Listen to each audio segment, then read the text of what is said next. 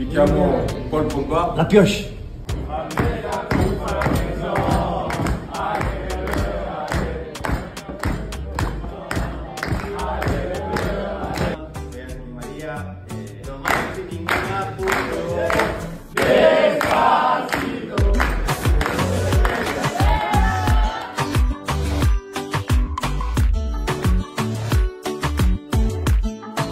Bienvenue dans la quotidienne, j'espère que vous avez passé un bon week-end et il était temps quand même Pogba et Di Maria qui ont enfin passé leur bisutage à la Juventus, de grands classiques, VG Dream pour la pioche et Despacito pour l'Argentin, c'est toujours aussi efficace. La Juve tenait d'ailleurs qui a joué ce samedi son premier match de préparation face à Chivas, victoire 2-0 avec Pogba mais sans Adrien Rabiot qui ne fait pas partie de la tournée de pré-saison de la Juventus. Des raisons personnelles ont été invoquées pour justifier cette absence, le Français qui est même parti avec les U23 pour la préparation d'avant-saison. Alors forcément, ça fait jaser et ça parle beaucoup d'un potentiel départ d'Adrien Rabiot de la Juventus. Alors du coup forcément, question du jour les amis, où est-ce que vous voyez Rabiot jouer cette saison? Est-ce que vous le voyez rester à la Juve pour la 4e année consécutive? Ou alors vous le voyez rejoindre un autre club, peut-être même en France? Dites-nous tout, on sélectionnera de commentaires demain. Et préparation toujours, le PSG qui a conclu de la meilleure des manières sa retournée au Japon. Victoire cet après-midi face au Gamba Osaka. 3 victoires en 3 matchs pour les Parisiens, tout va pour le mieux. Et pourtant, l'avenir de Neymar continue de faire parler. Et le Brésilien l'a d'ailleurs lui-même évoqué ce dimanche. Écoutez ce qu'il a dit parce que c'est très important. Je souhaite rester à Paris. Je ne sais pas pour le club puisqu'il ne m'a jamais rien dit. J'ai un contrat de plusieurs années ici jusqu'en 2027. Voilà. Pour le moment, on ne m'a rien dit. Un peu mystérieux comme message quand même. Du coup, on suppose que Christophe Galtier va nous donner un message très clair pour nous sortir de ce brouillard. Bah, pas du tout. Je ne sais pas. On l'annonce partant, on l'annonce restant.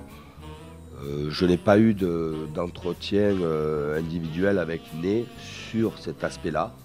Et du côté de l'Olympique de Marseille, la préparation est un peu plus compliquée pour Igor Tudor et ses hommes. 3 défaites en autant de matchs, la dernière en date face à Middlesbrough vendredi. Bon, pas de panique, c'est que des amicaux. Et ça, les Marseillais et notamment Matteo Guendouzi, ils l'ont bien compris. Ambiance détente et chambrage à l'entraînement, regardez. Salut, 2,5 kg. 2,5 kg. Tu vois, frère, prends ça, c'est ça. 2,5 kg. Ah, c'est un haut niveau. Ouais, un minimum, je sais pas. C'est un haut niveau. 5-6 kg. C'est un haut niveau.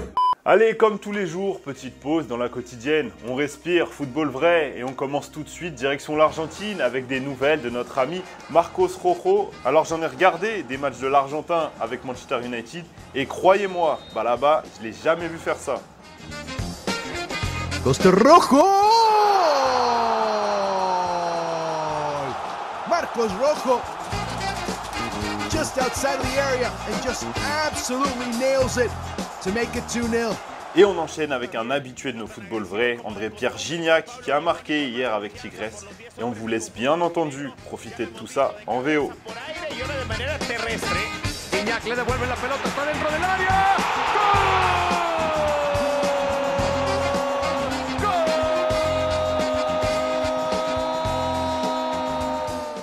Allez, petit point mercato, et aujourd'hui ce sera très Frenchy, vous allez voir, et on commence tout de suite avec des nouvelles de Mathys Tel. Pour ceux qui ne le connaissent pas, montez vite dans le bateau parce que c'est un crack, voilà, tout simplement.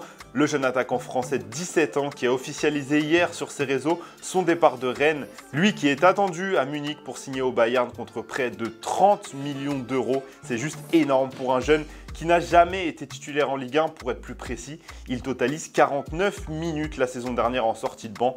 Voilà, on a hâte de suivre tout ça, tout comme on a hâte de connaître la fin du feuilleton pour Jules Koundé. On vous en parlait la semaine dernière, le Français qui était fortement annoncé à Chelsea et qui pourrait finalement rejoindre le Barça. Sport parle même d'un accord entre les deux clubs pour un transfert de 50 millions plus 10 de bonus.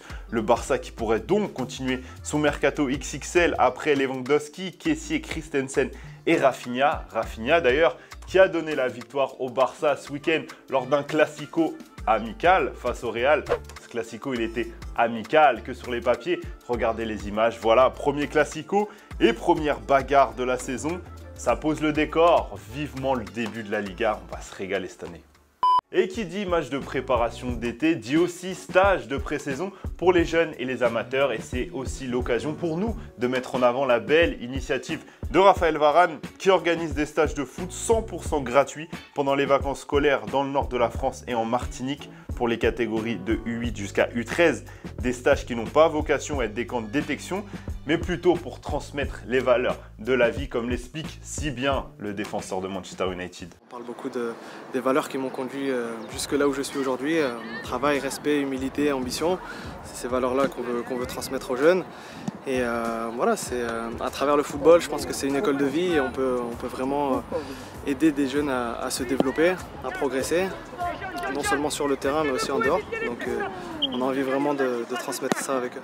Allez, avant de se quitter, la réponse à la question que Thomas vous posait vendredi. Quel club a selon vous réussi le meilleur mercato de Ligue 1 pour l'instant? Alors on a eu un peu de tout, mais on a choisi 2 commentaires, à commencer par le tien. Baptiste, tu nous parles du RC Lens qui a réussi de très gros coups comme Adam Buxa ou Openda, tout en remplaçant le départ de Jonathan Klaus par Jimmy Cabot. On rappelle aussi de notre côté que Lens a réussi à garder Seko Fofana. Ça va être important pour la saison prochaine. On a vu ce week-end contre l'Inter ce que Lens pouvait donner. Et toi de ton côté, Marianne, tu nous parles du mercato de l'OL, excellent à tes yeux, avec notamment l'arrivée de Tagliafico et les retours des gones comme Lacazette et Tolisso.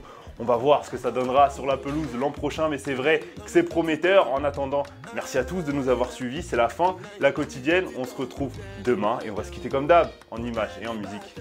Ciao! Le, le, le, le, le, le.